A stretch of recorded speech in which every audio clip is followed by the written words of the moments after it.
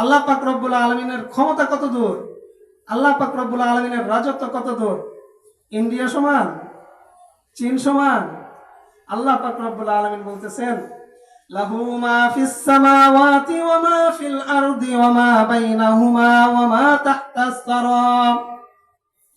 আল্লাহ পাক রব্বুল আলামিন বলেন, আমার ক্ষমতা হচ্ছে সাত আসমান, সাত জমিন, সাত আসমানের উপরে যা আছে, সাত জমিনের নিচে যা আছে, সাত আসমান জমিনের মাঝখানে যা আছে, সবকিছুই আমার।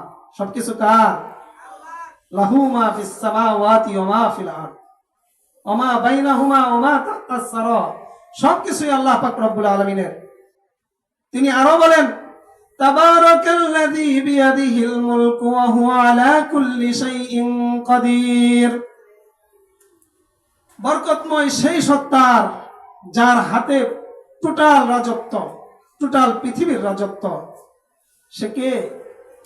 আল্লাহ। তিনি আরো বলতেছেন, কুলিল্লাহুম্মা মালিকাল মুলকি তু'তিল মুলকা মান তাশা ওয়া তানজিউল মুলকা মিম্মান তাশা ওয়া তু'ইজ্জু মান তাশা ওয়া তুযিল্লু মান তাশা বিয়াদিকাল খায়র। আল্লাহ পাক রব্বুল আলামিন বলতেছেন, হে নবী আপনি বলুন, হে নবী আপনি বলুন, কুলিল্লাহুম্মা মালিকাল মুলক। আপনি, হে আল্লাহ, আপনি তো টোটাল বিশ্বের মালিক। আল্লাহ তাআলা আল্লাহ নবীকে বলতেছেন। তো আমাদের যে গার্ডিয়ান আছে তিনি কি দুর্বল নাকি শক্তিশালী? আমাদের গার্ডিয়ান কে? আমাদের অভিভাবক কে? আল্লাহ আমাদের অভিভাবক। গলায় পাওয়ার নাই? আমি এতক্ষণ চিল্লাইতেছি আর আপনারা বসে বসে একটু কথা বলতে পারবেন না। আল্লাহর নাম দিতে কষ্ট হয়। তো আমাদের অভিভাবক কে? আল্লাহ আমাদের অভিভাবক। কত শক্তিশালী! তার উপরে শক্তিশালী কারো কেউ আছে? তো আল্লাহ আমাদের অভিভাবক, তারপরেও মুসলমানরা জুলুমের শিকার হইতেছে। এত বড় শক্তিশালী গার্ডিয়ান আমাদের থাকতেও আমরা কেন এই জুলুমের শিকার হইতেছি? এর কারণ কি? এর কারণ সম্পর্কে একটু কথা। তো আমরা দুনিয়ার বুকে দেখি, বাবার যদি সহায় সম্পত্তি থাকে, তো সহায় সম্পত্তি থাকলেই কি সন্তান তার প্রভাব প্রতিপত্তি দেখাইতে পারে, নাকি বাবার সাথে সন্তানের সম্পর্ক ভালো রাখতে হয়? সম্পর্কে ভালো রাখতে হয় না? তো আল্লাহ তাআলা যে আমাদের অভিভাবক, আমরা বুঝি আল্লাহ তাআলার সাথে খুব ভালো সম্পর্ক রাখছি। আল্লাহ তাআলার সাথে কি আমরা খুব ভালো সম্পর্ক রাখছি? আল্লাহ তাআলার সাথে আমাদের ভালো সম্পর্ক নাই। যদি ভালো সম্পর্ক থাকতো তাহলে আজকে মুসলমানদের উপরে কেউ কথা বলার সাহস পাইতো না। যদি ভালো সম্পর্ক থাকতো তাহলে মুসলমানের দিকে যদি কেউ তাকাইতো, আল্লাহ তাআলা তার চোখ উপড়ে নিত। যদি আমাদের সাথে আমাদের অভিভাবকের ভালো সম্পর্ক থাকতো তাহলে মুসলমানদের দিকে যদি কেউ হাত বাড়াইতো, তার হাত ভেঙে গুরবার করে দিত। তো আমাদের সাথে আমাদের অভিভাবকের সম্পর্ক ভালো নাই। যদি সম্পর্ক ভালো থাকতো তাহলে আমাদের দিকে কেউ ঘাড় ঘোরাতে সাহস পাইতো না। তো আমাদের সাথে যে আল্লাহ তাআলার ভালো সম্পর্ক নাই, তাহলে ভালো করার দরকার আছে কি নাই বলেন তো? আছে।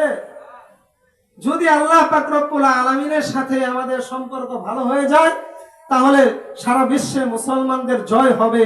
এই ওয়াদা কার? এই ওয়াদা আল্লাহ পাক রব্বুল আলামিন বলছেন, দিবেন। তো আল্লাহ পাক রব্বুল আলামিনের সাথে আমাদের সম্পর্ক ভালো করা লাগবে। তো আল্লাহ পাক রব্বুল আলামিনের সাথে যদি আমরা সম্পর্ক ভালো করতে চাই তাহলে কি করতে হবে? আল্লাহ পাক রব্বুল আলামিন বলছেন, ইয়া আইয়ুহাল্লাযীনা আমানুস্তাঈনু বিস-সাবরি ওয়াস-সালাহ ইন্নাল্লাহা মা'আস-সাবিরিন। আল্লাহ পাক রব্বুল আলামিন বলেন,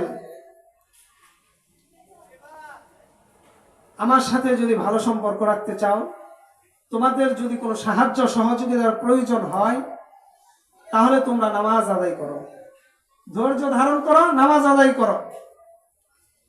তো আমাদের অবস্থা এমনই জটিল, নামাজ আমাদের পড়তে মন চায় না, নামাজ পড়তে খুব কষ্ট হয়।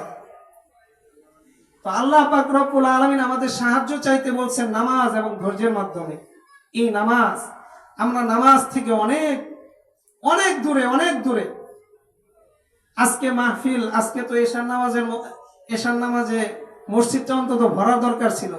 আজকে আজকে 2 কাতার মসজিদে নামাজ হয়, আর অন্য দিন তো এটাও দেখছি আমি, এখানে তো অনেক আসা যাওয়া হয় আমার, অন্য দিন 2-3 জন মুসল্লি। এই হইল আমাদের পরিস্থিতি। মুসলমান কি 2-3 জন এই এলাকার মধ্যে? যেমন কি গুচ্ছ গ্রামের মধ্যে কি 2-3 জন মুসল্লি মানে মুসলমান? তো মুসলমান এত থাকা সত্ত্বেও আমরা মুসলমান হয়ে না আল্লাহ পাক রব্বুল আলামিনের ইবাদত বন্দেগী করতে চাইতেছি না। তো আল্লাহ পাক রব্বুল আলামিন আমাদেরকে এমনি সাহায্য করবেন? তো আল্লাহ পাক রব্বুল আলামিনের সাথে আমাদের সাহায্য যদি নিতে হয়, তাহলে আল্লাহ পাক রব্বুল আলামিনের সাথে আমাদের সম্পর্ক ভালো রাখতে হবে।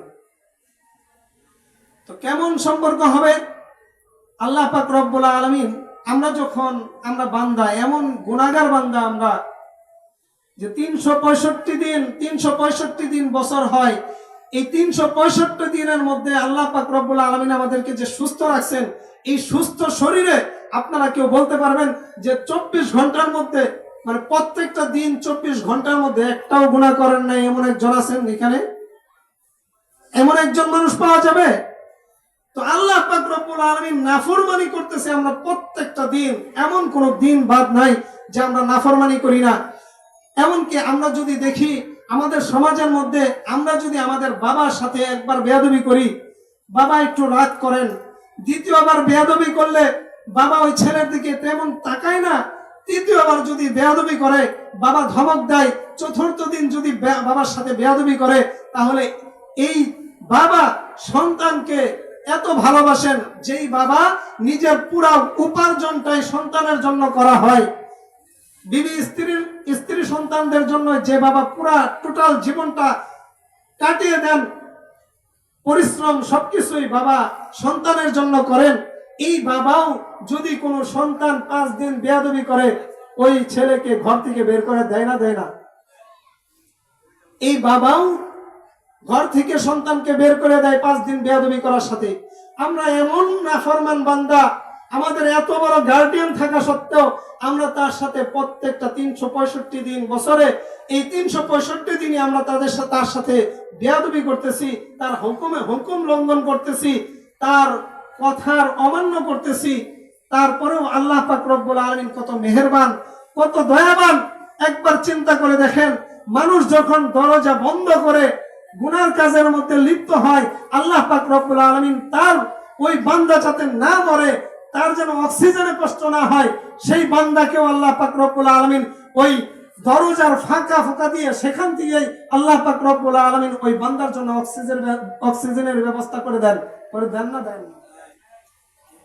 গুনার কাজ করতে যায় মানুষ, অনেক গুনার কাজ করতে যাও মানুষ মারা যায়, কিন্তু আমরাও তো গুনার কাজ অনেক করছি।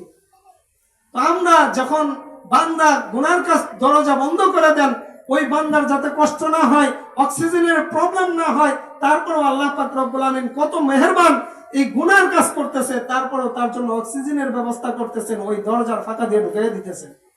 কত মেহেরবান আল্লাহ, কত দয়াবান আল্লাহ।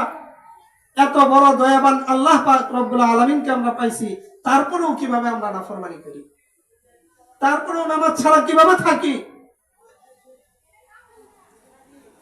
আল্লাহ তাআলা আমাদেরকে বোঝার তৌফিক দান করুন।